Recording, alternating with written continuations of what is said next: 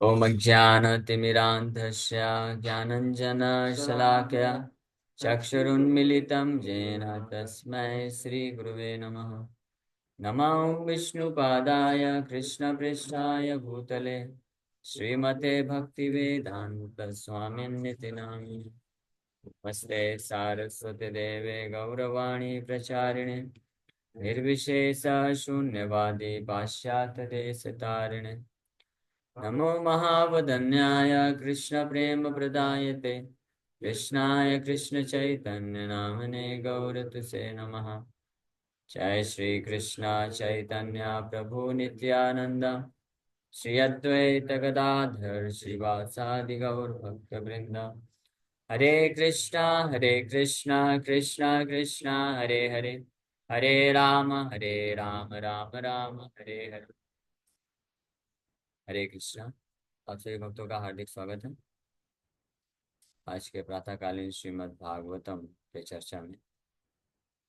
हम लोग चर्चा कर रहे हैं श्रीमद् भागवतम पहला स्कंद छठवां अध्याय और इसके श्लोक संख्या 3-4 नंबर श्लोक पे चर्चा किए थे कल। प्राक कल्प विषयामेताम स्मृतिम ते मुनिषत्तम नहीं एष व्यवधात काला एष सर्व निराकृति। O great sage, time annihilates everything in due course. So how is it that the subject matter which happened prior to this day of Brahma is still fresh in your memory, undisturbed by time? कि कैसे आपके दिमाग में, मस्तिष्क में ये सब कुछ जो हुआ पिछले ब्रह्मा जी के पिछले कल्प में, तो हम लोग कल कल चर्चा किए थे, कैलकुलेट किए थे, लगभग 1250 करोड़ साल पहले की बात है। और नारद मुनि को स्पष्ट पूरा फ्रेश मेमोरी है, ऐसा वर्णन कर रहे हैं जैसे आज ही हुआ है। तो ये प्रश्न पूछ रहे हैं वेद व्यास जी की इतने करोड़ों करोड़ों वर्षों पूर्व की घटना को आप ऐसे कैसे याद कर पा रहे हैं। तो इससे पता चलता है कि आध्यात्मिक कॉन्शियसनेस, आध्यात्मिक चेतना जो होती है वो एवर फ्रेश रहती है। मटेरियल कॉन्शियसनेस, भौतिक चेतना एवर डेड रहती है, डल, हमेशा डल और डेड रहती है, जड़, जड़ चेतन बोलते हैं, जड़। लेकिन आध्यात्मिक जो चेतना होती है वो हमेशा फ्रेश रहती है। इसलिए भौतिक परिवर्तन से प्रभावित नहीं होता है आध्यात्मिक चेतना।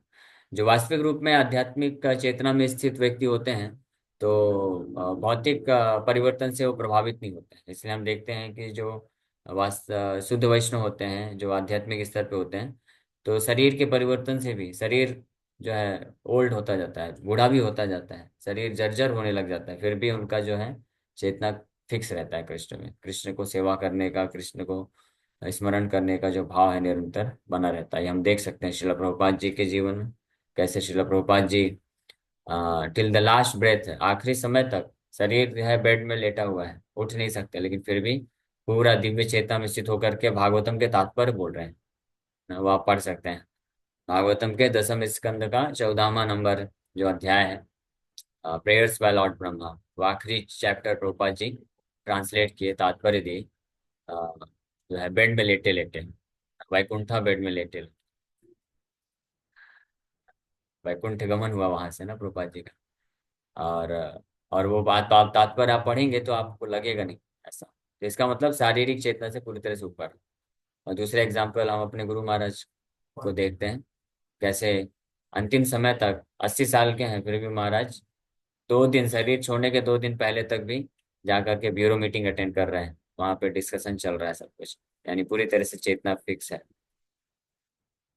तो इसी प्रकार से नारद मुनि से पूछ रहे हैं प्रश्न, यानी नारद मुनि ने जो अनुभव किया, नारद मुनि के जीवन में जो परिवर्तन मिला, जो उनका साक्षात्कार था, वो आज भी संभव है, हुआ है। ऐसा नहीं कि नारद मुनि प्रभु जी, नारद मुनि तो बहुत महान है, बहुत एग्जॉल्टेड डिवोटी। तो एग्जॉल्टेड डिवोटी कैसे बने? उसके पहले तो वो दासी पुत्र थे ना। तो ये कुछ भागवत में ऐसे कुछ उदाहरण दिए गए हैं, भागवत में कुछ एग्जाम्पल ऐसे हैं जो नित्य सिद्ध हैं, जो भगवान के धाम से डायरेक्ट आते हैं। तो उनके लिए तो चलो हम बोल सकते हैं कि प्रभु जी वो तो भगवान के नित्य पार्षद हैं, हमेशा ही नित्य, उनका तो कभी माया में पतन नहीं होता है, तो हम उनसे कैसे तुलना कर सकते हैं। हाँ। लेकिन कुछ ऐसे भी उदाहरण हैं भागवत में जो बद्धावस्था से नित्य सिद्ध अवस्था को प्राप्त किए, नित्य बद्ध से नित्य सिद्ध अवस्था को प्राप्त किए, साधन सिद्ध उसको बोलते हैं। हाँ। और एक नित्य सिद्ध होते हैं और एक साधन सिद्ध होते हैं। तो प्रभुपाद जी बताते हैं कि एक बार जो साधन सिद्ध हो जाते हैं, तो नित्य बद्ध अवस्था से जब नित्य सिद्ध अवस्था में पहुंचते हैं तो फिर कोई डिफरेंस नहीं रह जाता है। भगवान के नित्य पार्षद और फिर ऐसे साधन सिद्ध हो गए, नित्य सिद्ध बन जाते हैं, तो कोई डिफरेंस नहीं रह जाता, वो भी उसी स्थिति में पहुंच जाते हैं। नारद मुनि इसके बहुत ही परफेक्ट एग्जाम्पल है। और उसके अलावा हम हर समय प्रेजेंट टाइम पे भी हम एग्जाम्पल देख सकते हैं कि कैसे प्रभुपाद जी के अनेकों शिष्य उस अवस्था को प्राप्त किए। तो ये पॉसिबल है, तो ये हमारे लिए भी पॉसिबल है ना। कोई बोलेगा प्रभु जी हम तो बहुत पतित हैं, हम तो बहुत तुच्छ हैं, है ना। तो हम लोग तुच्छ हैं, सही बात है, हम लोग पतित हैं। लेकिन जिनकी कृपा से ये हो सकता है वो पतित नहीं है ना, वो तुच्छ नहीं। कौन, किनकी कृपा से? गुरु और कृष्ण की कृपा से। तो शिला प्रभुपाद जी, गुरु एंड प्रभुपाद एंड कृष्ण, ये महान है, तो इनकी कृपा से कुछ भी संभव है। जैसे प्रभुपाद जी बोले, नित्यानंद प्रभु डिलीवर्ड वन जगाई मधाई, and by the mercy of Lord Nityanand Prabhu, we are this Krishna consciousness movement is delivering thousands of jagais and madhais, हजारों हजारों जगह। तो भगवान के भक्त जो होते हैं, भगवान की कृपा से भगवान से भी ज्यादा महान कार्य कर देते हैं। या दूसरे शब्दों में बोले, भगवान अपने भक्त के माध्यम से महान कार्य करवाते हैं। तो इसी प्रकार से गुरु की कृष्ण कृपा से जो शिष्य होते हैं वो गुरु से भी ज्यादा कर सकते हैं, लेकिन महान नहीं हो सकते। ऐसा नहीं है कि शिष्य महान हो गया, शिष्य महान है इसलिए क्योंकि गुरु की कृपा प्राप्त किया है। तो गुरु कई बार अपने शिष्य के द्वारा, जैसे भगवान अपने भक्त के द्वारा अपने से ज्यादा अच्छा कार्य कराता है। श्री चैतन्य महाप्रभु केवल 8 श्लोक दिए, लेकिन अपने शिष्यों के द्वारा लाखों लाखों श्लोकों की रचना कर रहे हैं। हाँ, जीव गोस्वामी पर्सनली, खुद जीव गोस्वामी 4 लाख श्लोकों की रचना किए हैं। आपका पूरा जीवन चला जाएगा, पढ़ नहीं पाएंगे, समझना तो दूर की बात है। फिर सनातन गोस्वामी, रूप गोस्वामी, गोपाल भट्ट गोस्वामी, तो कितने लाखों लाखों श्लोकों की रचना करवाए और इतने सारे शिष्य बनवाए, और खुद 8 श्लोक दिए। तो चैतन्य महाप्रभु की कृपा से उनके शिष्य इस प्रकार से कार्य किए। तो भगवान जो है इसमें आनंद प्रदा प्राप्त करते हैं अपने भक्त के माध्यम से, कोई महान कार्य करवा के। और भक्त हमेशा इस शुद्ध चेतना में रहता है कि ये मैंने नहीं किया, ये भगवान मेरे द्वारा कराते हैं। उसी प्रकार से गुरु की कृपा से शिष्य भी इस प्रकार के महान कार्य कर जाते हैं। श्रील प्रभुपाद जी जो है 10 वर्षों में 8-10 हजार शिष्य बनाए और 108 मंदिर स्थापित किए। लेकिन प्रभुपाद जी अपने कई शिष्यों को बोले कि you should make at least 50,000 disciple, 50,000 शिष्य बनाओ कम से कम, इतने मंदिर बनाओ, इतना बुक डिस्ट्रीब्यूशन करो। तो प्रभुपाद जी की कृपा से उनके शिष्य जो है बहुत ही ज्यादा बढ़ चढ़ के इस्कॉन में प्रचार किए हैं और कर रहे हैं। प्रभुपाद जी के पद चिन्हों में पालन करके आखिरी सांस तक प्रभुपाद जी के महान शिष्य जो है कृष्ण की सेवा में लगे हुए हैं। हिज होलीनेस जयपताका स्वामी महाराज आखिरी सांस तक डिटरमाइंड है कि प्रचार करना है, नो रिटायरमेंट। शरीर विकलांग हो चुका है, शरीर जो है काम नहीं करता है, लेकिन फिर भी व्हील चेयर में बैठे बैठे पूरे ऑल ओवर वर्ल्ड में ट्रेवल करते हैं, है ना। कोई जरूरत नहीं है उतने, उनके उनके इतने सारे शिष्य हैं, 70-75 हजार शिष्य हो चुके हैं। तो चाहे तो एक जगह मायापुर में ही बैठ के आराम से प्रवचन दे सकते हैं, इंस्ट्रक्शन गाइडेंस दे सकते हैं ना शिष्यों को। शिष्य लोग जाके, और शिष्य भी बहुत महान महान शिष्य हैं, हिज होलीनेस भक्ति पुरुषोत्तम स्वामी महाराज, और भी कैसे कई सन्यासी शिष्य हैं महाराज के। लेकिन फिर भी महाराज खुद भी ट्रैवल करते हैं, खुद भी जाते हैं और प्रवचन देते हैं, इंस्पायर करते हैं। क्यों? तो ये एक होता है पर्सनल, जो भगवान के लिए सेवा का भाव होता है। प्रभुपाद जी अंतिम समय में प्रभुपाद जी के शिष्य बोलते थे, प्रभुपाद अब आप वृंदावन में ही रहिए, कहीं ट्रेवल मत करिए, यहीं से आप गाइड करिए। तो प्रभुपाद जी बोले, don't take away my privilege to struggle for Krishna. हाँ, मेरा व्यक्तिगत रूप से कृष्ण को सेवा करने के लिए जो अधिकार है उसमें कष्ट उठाने का, वो आप मत छीनो। हाँ, आप मेरे शिष्य हो, मैंने भी आपको कृष्ण की सेवा में लगाया है, मेरे गुरु महाराज ने मेरे को कृष्ण की सेवा में लगाया है, तो मुझे करने दो, आप अपना करो मैं अपना करूंगा। हाँ, तो इसलिए कोई भी शुद्ध वैष्णव होते हैं, वो ऐसा नहीं है कि बहुत सारे हजारों शिष्य हो जाएंगे तो फिर वो प्रचार करना बंद कर देते हैं या वो निश्चिंत होकर बैठ जाते हैं। नहीं, उनके हृदय में वो लालसा हमेशा बनी रहती है कृष्ण की सेवा तत्परता से करने के लिए। और इस प्रकार से तो इस स्थिति को कोई भी प्राप्त कर सकता है। हाँ, उन शुद्ध वैष्णव की कृपा से नारद मुनि जो कि दासी पुत्र थे, उनको ये स्थिति प्राप्त हो गई। नारद मुनि की कृपा से कई लोगों को वो स्थिति प्राप्त हुई, मृगारी को। हाँ, मृगारी और कौन? वाल्मीकि ऋषि, हाँ, और कौन? प्रियव्रत महाराज, ध्रुव महाराज, प्रहलाद महाराज, ये सब ऐसे उदाहरण हैं जो मिलती है। तो इस प्रकार से वेद व्यास जी ये चाहते हैं सुनना कि आप बताइए, आपके इतिहास के बारे में और डिटेल में बताएंगे तो सबको प्रेरणा मिलेगी, हाँ मैं भी कर सकता हूँ। हाँ, अब मेरे में बल नहीं है, लेकिन गुरु और कृष्ण की कृपा से ये संभव है। तो ये उत्साह हमको लेना चाहिए। हाँ, प्रभुपाद जी वृंदावन में थे, रात को 1-1:30 बजे एक से वहाँ के मैनेजर को उठा के बुलाए। हाँ, इसका क्या हुआ? तो बोले पता नहीं प्रभुपाद। तो आप क्या कर रहे हो? मैं सो रहा था। Why are you sleeping? तुम सो क्यों रहे हो? मतलब प्रभुपाद, पूरा दिन भर सेवा किया हूँ, रात हो गई थी, थक गया था। बोले मैं तो नहीं सो रहा, मैं भी तो पूरा दिन सेवा किया। तो वो बोले कि Prabhupada ji are a pure devotee आप शुद्ध भक्त हैं। प्रभुपाद जी बोले आपको किसने रोका है शुद्ध भक्त बनने के लिए? आप भी बनो। किसी ने रोका है?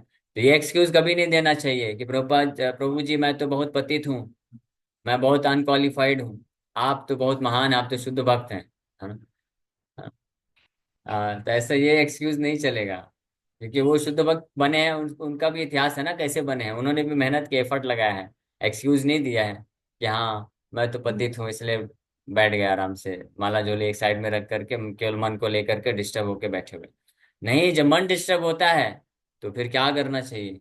एफर्ट लगाना चाहिए और जप करना चाहिए और कृष्ण का सेवा करना चाहिए। ठीक है ना? तब हम भी इस माम च व्यभिचारेण भक्ति योगेन सेवते सगुणान समिते तान ब्रह्म भूयाय कल्पते, कृष्ण बोलते हैं गीता में। जो मेरे शुद्ध भक्ति योग में लगता है तो वो 3 गुणों से परे हो जा सकता है और उस शुद्ध दिव्य अवस्था को प्राप्त कर सकता है। इसलिए अगर हम कभी भी ये बोलते हैं कि मैं बहुत पतित हूँ इसलिए मेरा उद्धार नहीं हो सकता है, तो ये ह्यूमिलिटी नहीं है, विनम्रता नहीं है, ये वास्तव में कृष्ण का निंदा है। सॉरी, कृष्ण का निंदा बोलेंगे, निंदा नहीं बोलेंगे, डिसरिस्पेक्ट है। Disrespect to the words of the supreme lord, disrespect to Srila Prabhupada. भगवान और गुरु और शुद्ध भक्तों का डिसरिस्पेक्ट है, ये अपमान है। क्योंकि ऐसा हो ही नहीं सकता। इसका मतलब ये है क्या कि भगवान कृष्ण के जो इंस्ट्रक्शन है, प्रभुपाद के इंस्ट्रक्शन है, शुद्ध भक्त के जो इंस्ट्रक्शन है, वो काम नहीं करेंगे हम पे? ऐसा हम बोलना चाहते हैं क्या? नहीं। हम कितने भी पतित हों, हम हम पतित हैं, ठीक है, मैं क्वालिफाइड नहीं हूँ, मैं पतित हूँ, लेकिन मैं अपने बल पे थोड़ी ना कर रहा हूँ। भगवान कृष्ण का इंस्ट्रक्शन है, गुरु का इंस्ट्रक्शन है, प्रभुपाद जी का इंस्ट्रक्शन है, मैं उसमें शक्ति है, तो उनके बल पे मैं शुद्ध भक्ति के स्तर पे जा सकता हूँ। ठीक है, अपने बल पे नहीं जा सकता हूँ। अगर हमको ये विश्वास नहीं है, हम सोचते हैं कि मैं बहुत पतित हूँ इसलिए मैं कर ही नहीं सकता हूँ, मेरे से संभव ही नहीं है कि मैं एकादशी में कभी 64 माला भी जप कर पाऊंगा। आपके लिए संभव नहीं है, लेकिन इंस्ट्रक्शन है ना, महाप्रभु का इंस्ट्रक्शन है, कीर्तनीय सदा हरि, प्रभुपाद जी का इंस्ट्रक्शन है, कृष्ण का इंस्ट्रक्शन है, तो उसमें श्रद्धा रख के अगर करेंगे तो संभव है ना? क्यों नहीं संभव? है ना, संभव है कि नहीं? वैसे कई भक्त लोग कर रहे हैं ना, कई भक्त लोग हैं जो माया के ग्रसित थे, वो प्रभुपाद जी के, गुरु के, कृष्ण के इंस्ट्रक्शन को पालन करके वो अभी दिव्य चेतना में पहुंच चुके हैं। हाँ, हिस्ट्री रिपीट्स। विज्ञान इसी को बोलते हैं ना, विज्ञान यही है ना। कच्चा आम लगा हुआ है, तो पहले कच्चा था, पहले फूल था, फिर छोटा आम बना, फिर बड़ा आम बना, फिर कच्चा था, फिर वही आम आगे चल के बहुत पक जाता है और उसी को बढ़िया टेस्ट कर सकते हैं। हाँ, तो हम सब अभी कच्चे आम हैं, हम सब नहीं, सब लोग नहीं, आप में से कुछ लोग पक गए होंगे। मैं कोई लोग कुछ लोग बोल रहे हैं हम फूल हैं प्रभु जी अभी कोई दिक्कत नहीं। तो फूल भी है, धीरे धीरे आम बनेंगे, फिर बड़े होंगे, और कच्चे आम रहेंगे, लगे रहेंगे, तो फिर पक भी जाएंगे। तो आम जो है बड़ा होकर के पक जाता है किसके बल पे? अपने बल पे नहीं, वृक्ष के बल पे। तो वृक्ष से कनेक्टेड रहता है तो अपने आप पकेगा ना। आम बोलेगा नहीं नहीं मैं तो बहुत छोटा हूँ, मैं नहीं पक सकता हूँ, मेरा कोई योग्यता नहीं है, I am useless, I am nothing.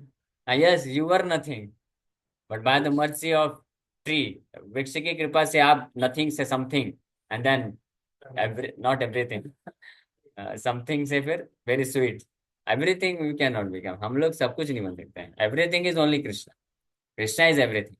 But हम लोग अपनी स्थिति में कृष्ण की कृपा से उस दिव्य स्तर तक पहुंच सकते हैं, ये हमेशा हमको फेथ होना चाहिए। इसीलिए भाव भक्ति के स्तर पे एक जो लक्षण बताया गया है, आशा बद्धम, hope against hope. Devotee is never faith, never hopeless. कितना भी स्थिति उसका गंभीर हो जाए, कितनी भी खराब स्थिति में पहुंच जाए, वो हमेशा होपलेस रहता है, ओ सॉरी होपफुल रहता है होपफुल रहना चाहिए हमेशा, हाँ। कभी हतोत्साहित नहीं होना चाहिए कि मैं, मेरे लिए संभव नहीं है, but if I firmly take shelter of Krishna's holy name, for him that is possible. Krishna के लिए संभव है, मेरे जैसे बद्ध जीवात्मा को भी उद्धार करने के लिए। तो फर्म फेथ रहता है कृष्ण पे, और ऐसे भक्ति वास्तव में ये तीन गुणों से ऊपर उठ के दिव्य चेतना में स्थित हो जाते हैं। That is quite possible.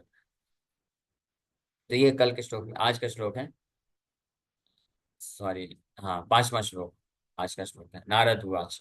अब नारद मुनि वर्णन करने जा रहे हैं। नारद उवाच, भिक्षुभिर्विप्रवसिते विज्ञाने दिस्त्रिभिर्ममा वर्तमानो वयस्याद्य तद तत एतदाकर्षण आकर्षम। Sri Narad said, the great sages who had imparted scientific knowledge of transcendence to me departed for other places, and I had to pass my life in this way.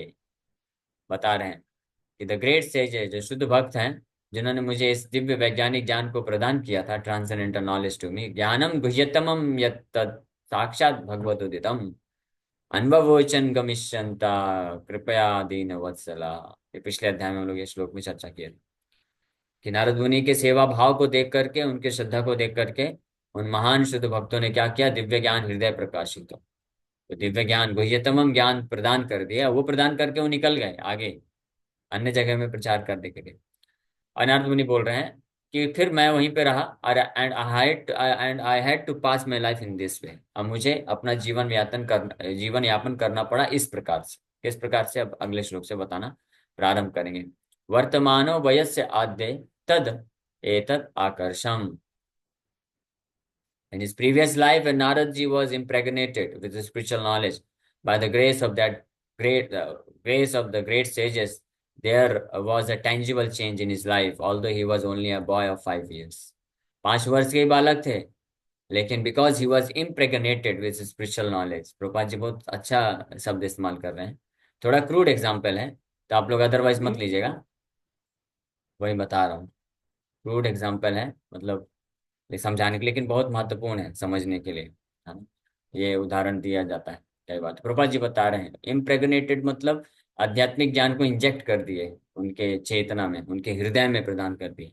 जैसे हस्बैंड वाइफ जब विवाह होता है, विवाह के बाद husband जो है वीर्य दान करता है, उसके बाद वो चला भी जाए तो पत्नी फिर भी 8-9 महीने बाद तो गर्भवती होकर शिशु प्रदान करेगी ना।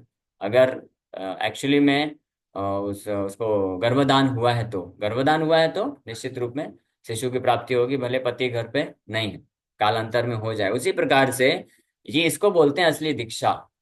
दीक्षा का अर्थ होता है the disciple is impregnated with spiritual knowledge by the spiritual master. आध्यात्मिक गुरु के द्वारा जब वास्तविक रूप में किसी शिष्य के हृदय में आध्यात्मिक ज्ञान, जो गुह्यतम ज्ञान है, मोस्ट कॉन्फिडेंशियल नॉलेज है, उसको जब उसको इंजेक्ट कर दिया जाता है, इम्प्रेग्नेट कर दिया जाता है, और वो नॉलेज जब उसके हृदय में आ जाता है बीज रूप में, तब वो कालांतर में वो फलीभूत होता है, कृष्ण प्रेम के रूप में उसका जन्म होता है। जैसे गर्भवती स्त्री फिर संतान को उत्पन्न करती, जन्म करती, उसी प्रकार से ऐसा शिष्य जिसको आध्यात्मिक गुरु से दिव्य ज्ञान हृदय में प्राप्त हो चुका है, तो कालांतर में जब वो उसी प्रकार से जब जीवन यापन करता है, तो कृष्ण प्रेम रूपी उस उत्पत्ति होती है, कृष्ण प्रेम की उत्पत्ति होती है। हाँ, फिर आध्यात्मिक गुरु का वहां पे फिजिकली प्रेजेंट रहना, दैट बिकम्स इमटेरियल। उसका कोई मतलब कोई जरूरत नहीं। प्रभुपाद जी जैसे, प्रभुपाद जी 10 वर्ष तक, 10-11 वर्ष तक इस्कॉन इस्टेब्लिश किए हैं, तो प्रभुपाद जी के कुछ शिष्य उनको केवल लास्ट के 1-2 साल में ही मिले बस। जैसे हिज होलीनेस भक्ति चारू स्वामी महाराज 1976 में मिले प्रभुपाद जी से, 75 और 76 के आसपास मिले, और 1-1.5 साल के अंदर ही उनका तीनों दीक्षा हो गया, हरिनाम दीक्षा, ब्राह्मण दीक्षा, संन्यास दीक्षा, तीनों प्रभुपाद जी दे दिए। हाँ, और क्योंकि महाराज पूरी तरह से सेवा के भाव से, श्रद्धा के साथ प्रभुपाद जी के इंस्ट्रक्शन को स्वीकार कर लिए, तो he was impregnated with scientific knowledge. हाँ, उनके हृदय में प्रभुपाद जी की कृपा से दिव्य ज्ञान उनके हृदय में इंजेक्ट कर दिया गया। अब प्रभुपाद जी के जाने के बाद भी सोचिए, नेक्स्ट 50 ईयर्स और प्रभुपाद जी को लाइफ समर्पित, जीवन समर्पित किया और कृष्ण भक्ति का प्रचार प्रसार किया। कृष्ण प्रेम हृदय में क्या हो गया, उदित हो गया। हाँ, तो ऐसा जरूरी नहीं है कि आध्यात्मिक गुरु को पर्सनली होना चाहिए। बार बार ये फॉलो अप करना, ये सब करना क्यों होता है? Because the heart is yet not impregnated with scientific spiritual knowledge. जिनका हृदय अभी तक फिर भी दिव्य आध्यात्मिक ज्ञान से इम्प्रेग्नेट नहीं हुआ है, तो उनको बार बार फोन करना पड़ता है, फॉलो अप करना पड़ता है। लेकिन ऐसे शिष्य जो इस दिव्य ज्ञान को प्राप्त कर लेते हैं, देन ऑटोमेटिकली स्वतः वो प्रेरित हो जाते हैं कि हाँ, प्रभुपाद जी का ये इच्छा है, भगवान का ये इच्छा है, मुझे ऐसे करना चाहिए।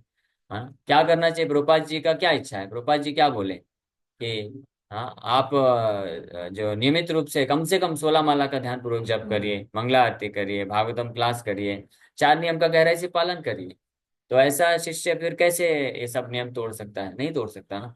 वो हमेशा फील करेगा कि हमेशा मेरे आध्यात्मिक गुरु मेरे साथ है। जैसे एक पतिव्रता पत्नी, भले पति घर से दूर चला जाए, उसको हमेशा ये महसूस होता है कि मेरा पति है, मेरा सुरक्षा करने वाला है ना। वो हम इसका भी भूलती नहीं है, वो जानती है। तो इसलिए उसको भटकने का चांस ही नहीं है, प्रश्न ही नहीं उठता।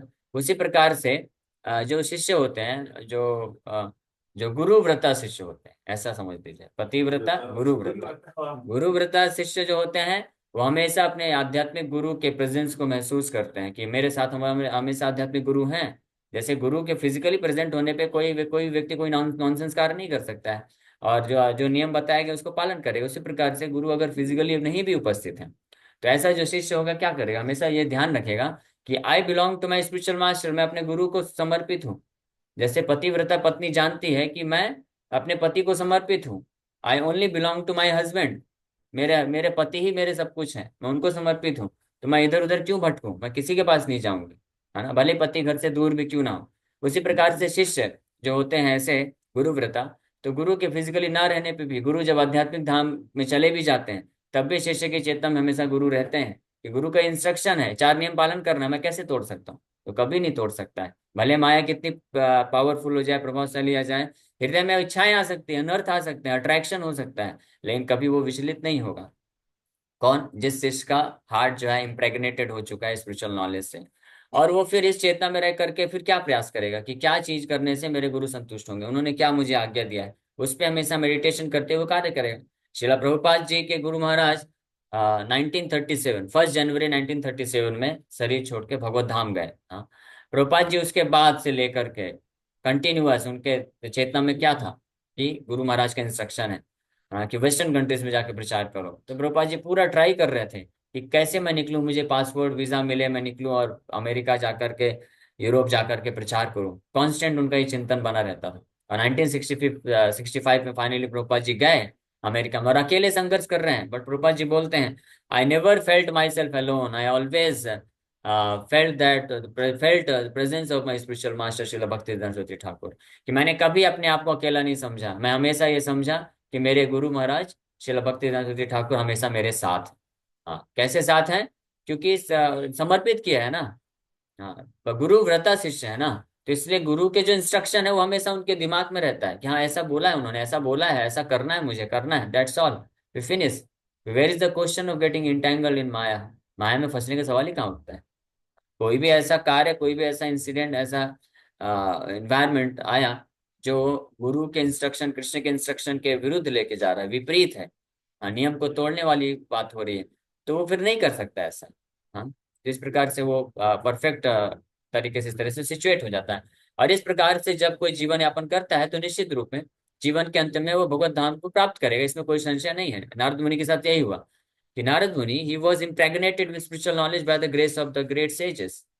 So there was tangible change in his life, although he was only a boy of 5 years. वो केवल 5 वर्ष के पुत्र बालक ही हैं, लेकिन हृदय इससे भी फर्क नहीं पड़ता है कि कोई बालक है, स्त्री है, पुरुष है, लड़का है, लड़की है, बूढ़ा है, बूढ़ी है, कोई फर्क नहीं पड़ता है। अगर किसी का आध्यात्मिक ज्ञान से हृदय में इंजेक्शन लग गया है, तो वर्क करेगा। हाँ, ऐसे भी उदाहरण है, ऐसे भी उदाहरण है। हालांकि जो व्यक्ति भक्ति में काफी लेट आते हैं, तो डिफिकल्टी होती है, ज्यादा चैलेंजेस ज्यादा होते हैं। अगर जो जल्दी जुड़ गए तो बहुत अच्छा है, लेकिन जो जैसे मान लीजिए कोई भक्त है 40 50 50 55 60 के बाद भक्ति में आते हैं, तो डिफिकल्टी है। लेकिन फिर भी अगर हृदय जो है दिव्य ज्ञान से इम्प्रेग्नेट हो चुका है, तो वो कुछ भी कर सकते हैं। ऐसे भी उदाहरण है। एक माता जी रशिया में 60 वर्ष की जब थी, तब उनको आध्यात्मिक गुरु मिले, प्रभुपाद जी के इस्कॉन सोसाइटी से जुड़े। और फिर उसके बाद दीक्षा के बाद उन्होंने अपना पूरा जीवन समर्पित कर दिया, 20 साल बस वो और रही। तो 20 साल में हर दिन बुक डिस्ट्रीब्यूशन जाती थी, हर दिन भगवान का विग्रह सेवा करती थी, नाम जप करती थी, नियम पालन करती थी, रशिया में रह करके। अब भगवान की कृपा से देखिए, अंतिम समय में उनको ये सौभाग्य मिला, वो वृंदावन आई, वृंदावन में शरीर छोड़ी। ये पॉसिबल है? कोई 60 वर्ष का हो, 70 वर्ष का हो, 80 वर्ष का ही क्यों ना हो। तो हम लोग तो फिर भी इतने यंग है ना, 20 25 30 35 साल के, तो क्यों पॉसिबल नहीं?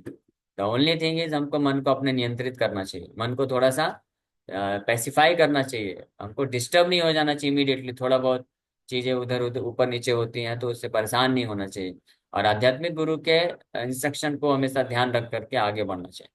That is an important symptom visible after initiation by the bonafide spiritual master. Prabhupada ji वही चीज लिख रहे हैं कि वास्तविक रूप में किसका दीक्षा हुआ है, वो इससे पता चलता है ना? जरूर केवल ऐसा नहीं है कि दीक्षा के दिन दीक्षा समारोह में यज्ञ कुंड में बैठा, नया माला मिल गया, नया कंठी माला पहन लिए, नया नाम मिल गया तो दीक्षा हो गया। नहीं, ऐसा जरूरी नहीं। दीक्षा का मतलब है कि व्यक्ति के हृदय में परिवर्तन आ चुका है। He has establish connection with the Guru and Krishna, गुरु और कृष्ण के साथ उसका जो है संबंध स्थापित हो चुका है, उसको बोलते हैं दीक्षा। Actual association of devotees brings about a quick change in life for spiritual realisation. वास्तविक जो भक्तों का संग है, शुद्ध भक्तों का संग जो है, वो वास्तविक संग तब माना जाता है कि जब उनके जीवन में परिवर्तन आ जाए। परिवर्तन आ जाए मतलब कि जो आदतें हैं चेंज करते हैं, विचारधाराएं चेंज करते हैं, लक्ष्य चेंज हो जाए, परिवर्तित हो जाना चाहिए लक्ष्य, है ना? हम में से जो भी भक्ति में आए हैं, अगर हमारे लक्ष्य परिवर्तित नहीं हुए हैं तो इसका मतलब हमने अभी भक्ति में वास्तविक रूप में संग प्राप्त नहीं किया है। पहले हमारे भौतिक लक्ष्य थे, हमको पैसा कमाना है, नाम कमाना है, ये सब करना, फलाना ढिमकाना, बहुत सारी चीजें करना है। लेकिन अगर वास्तविक हमने संग प्राप्त किया है, उस भक्त के लक्षण क्या होंगे? इमीडिएटली उसका लक्ष्य चेंज हो जाएगा। हाँ, no more material sense gratification, कोई भौतिक इंद्रिय तृप्ति नहीं चाहिए। इच्छा है लेकिन चाहिए नहीं। क्या चाहिए? केवल कृष्ण का सेवा चाहिए, कृष्ण का भक्ति चाहिए। ये जो लक्ष्य जिसका निर्धारित हो जाता है तो बोल सकते हैं कि उसका उसने वास्तव में दीक्षा लिया है, या उसने वास्तव में भक्तों का संग किया है। लेकिन भक्तों के संग में आने के बाद भी, बहुत सारे प्रवचन सुनने के बाद भी, अगर वही भौतिक चेतना बनी हुई है कि वही हमको बहुत पैसा कमाना है और खूब नाम कमाना है, भौतिक जगत में ही रहना है, पैसे कमाने नाम कमाने में समस्या नहीं है, वो अपने आप आता है तो उसको स्वीकार करना चाहिए। हम रिजेक्ट करने के लिए नहीं बोल रहे हैं, वो करिए, आप कृष्ण की सेवा में लगाइए। लेकिन हृदय में भावना क्या होना चाहिए? हृदय में भावना होना चाहिए कि कृष्ण को प्राप्त करना, दैट्स ऑल। ये सब मुझे नहीं चाहिए। तो ये सब मुझे नहीं चाहिए तो उसको त्यागने को नहीं बोल रहे हैं, है ना? और त्यागना चाहिए भी नहीं, क्योंकि त्यागने का अधिकार भी नहीं है, क्योंकि हमारा है ही नहीं वो, है ना? वो कृष्ण का है ना। तो जिसका है उसको जाके ला के दो ना, आप क्यों त्याग रहे हो? त्याग के किसको देने वाले हैं? अपने बच्चों पोतों को दे देंगे, वो तो उड़ा देंगे पाप करके, है ना? कई लोग होते हैं ऐसे, बूढ़े हो जाते हैं, रिटायर हो जाते हैं, बड़े बड़े व्यापारी होते हैं, करोड़पति अरबपति लोग होते हैं, बोलते हैं अब हम बहुत परेशान हो गए, बहुत पाप किया, अब हम सब छोड़ छाड़ के वृंदावन में जाएंगे, संन्यास ले लेंगे। तो सब छोड़ छाड़ के वृंदावन में आ जाते हैं।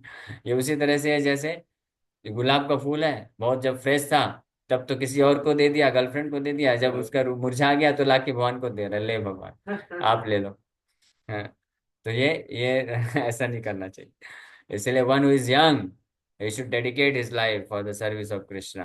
हाँ, जो यंग डिवोटी है स्पेशली, जो लोग बड़े हैं उनको मतलब आप लोग बुरा मत मानिएगा, लेकिन जो जब जुड़ा है तब भगवान को समर्पित कर देना चाहिए। तो यंग डिवोटीज हैं, बच्चे हैं, 10 12 15 20 25 30 साल के जो भक्त लोग हैं, तो उनको ये नहीं सोचना चाहिए कि अभी तो मैं अपने भौतिक चीजों के लिए दे देता हूँ, हाँ, भौतिक लोगों के लिए हम समर्पित कर देता हूँ, कृष्ण को बाद में करेंगे जब 60 साल के हो जाएंगे। हाँ, 60 साल के हो जाएंगे तो क्या फायदा?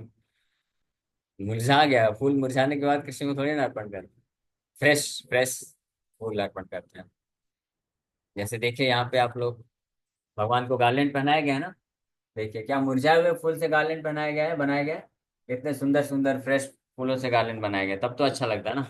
मान लो भगवान के गले में डाल दिया मुरझाए मुरझाए फूल का गार्लेंड, तो फिर तो अच्छा नहीं लगेगा। तो इस तरह से क्विक चेंज इन लाइफ और spiritual realisation, how it so acted upon the previous life of Shri Narada Muni is described by and by in this chapter. तो ये नारद मुनि के जीवन का आगे चर्चा आगे बढ़ाया जाएगा। ओके, तो थैंक यू वेरी मच। किसी वक्त का कोई प्रश्न है तो पूछ सकते हैं। आज के प्रवचन में कुछ बोलते हुए अगर मैंने किसी की भावनाओं को ठेस पहुंचाया तो क्षमा कर दीजिएगा, ये उद्देश्य नहीं था, लेकिन ओके। हरे कृष्ण। से बचपन में वो चीज मेमोराइज होती है, ऑटोमेटिक समझ में आता है। फिर बीच में गृहस्थी में पढ़ने से वो चीजें कर्म कांड में बदल जाती है, लेकिन लास्ट में वो चीज अपने आप एक्सेप्टेंस होता है उसका, ऐसा नहीं कि वो रिजिड होता है। तो ये क्या नियति होती है कि बीच में इतने काल तक आपको ऐसे ही रहना पड़ेगा? कर्म के अनुसार सही बात है, चीजें प्रभावित होती हैं जीवन में। लेकिन अगर कोई उचित समय में भक्तों के संग में आ गया, तो वो समय से पहले भी चीजों को रियलाइज कर सकता है, भक्तों की कृपा से। जैसे अगर भक्तों के शुद्ध भक्त के संग में आ गया, प्रभुपाद जी की कृपा मिल गई, तो चाहे वो 15 साल, 20 साल, 25 साल का ही क्यों ना हो, उसको 80 साल, 100 साल के व्यक्ति का एक्सपीरियंस मिल जाएगा। वो समझ जाएगा कि भौतिक जगत में केवल दुखालय में शाश्वतम है, इस इधर पढ़ना नहीं चाहिए, केवल कृष्ण को समर्पित कर देना चाहिए। तो इसलिए जरूरी नहीं है कि भौतिक संसार का एक्सपीरियंस करने के बाद ही हम कृष्ण को समर्पण कर पाएंगे। दक्ष प्रजापति का ये फिलॉसफी था, लेकिन नारद मुनि का फिलॉसफी है कि कोई कैसे भी स्थिति में भौतिक जगत को एक्सपीरियंस करने का जरूरत नहीं है।